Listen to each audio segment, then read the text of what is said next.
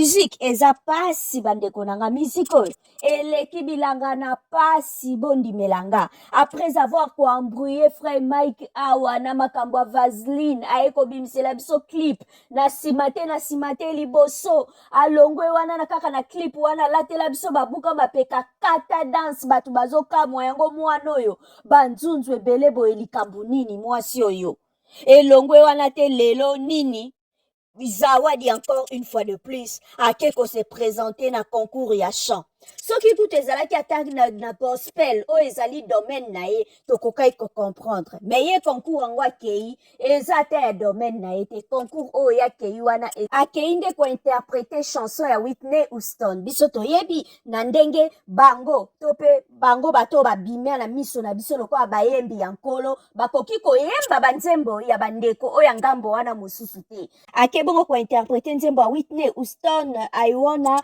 dance with somebody nzembo wana nde botenir nga rigueur te je suis pas anglophone nga naza nanga lingalaphone donc bo comprendre anglais nanga eza nango English for Africa donc botenir nga rigueur te c'est un peu ça donc c'est la chanson qu'elle a interprétée kuna na concours wana na mboka Australie esika avandi biso toyebaki ye moyembi na nkolo mais à notre grande surprise akeko se présenter na concours wana pour interpréter na yeba nzembo oyo bato ya ngambo wana ndenge tolobaki babengaka banzembo ya mokili sans plus tarder bolanda bino moko audition na ye ndenge lekaki. My name is Zawadi Tamwenge. Oh my goodness. Now I've heard that you're a bit of a conga queen. Yes. I am ready to show Australia and the world what I can do. Can we get some conga music? I'm going to be the next Australian idol. I want that golden ticket. When I'm performing, it's like a whole different person that comes out. The judges are going to get to see. What's going on here? Hey! Hey!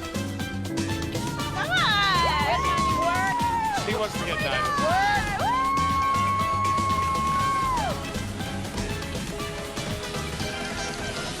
Wow, what an entrance. Okay, you have our attention. What's your name? My name is Zawadi Tamwenge. So what kind of artist do you want to be?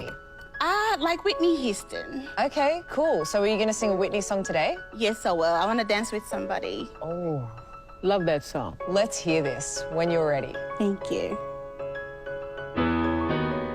Yeah, I want to dance with somebody. Come on, dance with me. With somebody who loves me. Somebody, somebody, somebody who loves me. Yeah, I need a man who'll take the chance on the love of birds like the sun. And when the night falls, my loneliness goes. Oh, I wanna dance with somebody. I wanna feel the heat. Yeah, I wanna dance with somebody. Come on, with somebody who loves me.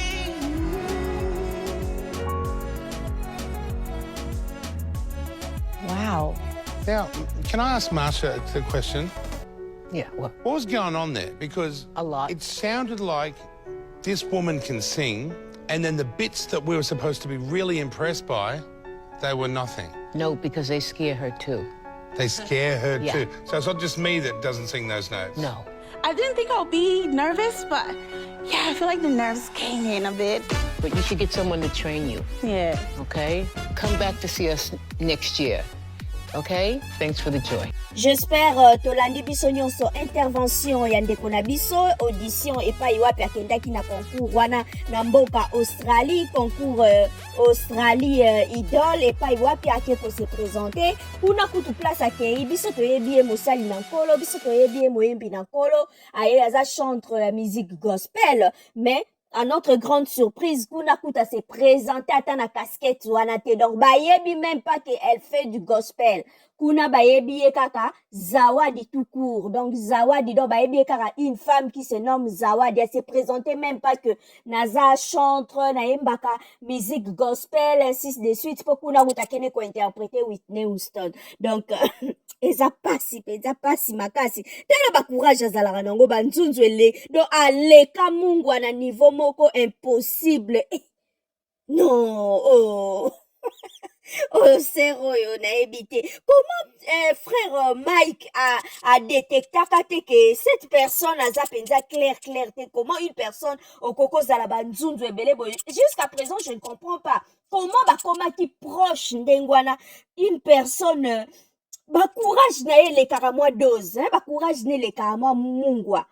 Na ebité frère Mike ambaraka yo ndenge nini ambalaki yo ndenge nini parce que azala mwa bamakambo ne mo boyelakisaka ke oyo mpenza donc mutu musuni ebele bonzambe moke bien ke biso nyonso toala biso bata masumu mais mwasi oyo banzunzu nde mpenza elakisaka ke mosuni eleki ebele mosuni mpenza eza na place ebele na bomoi na ye nano donc mpo na ye mpenza ifo na bacure dame ifo mwa misala ebele kati na ye. En tout cas, bandeko, bon s'abonner massivement. Merci à vous tous. Bye.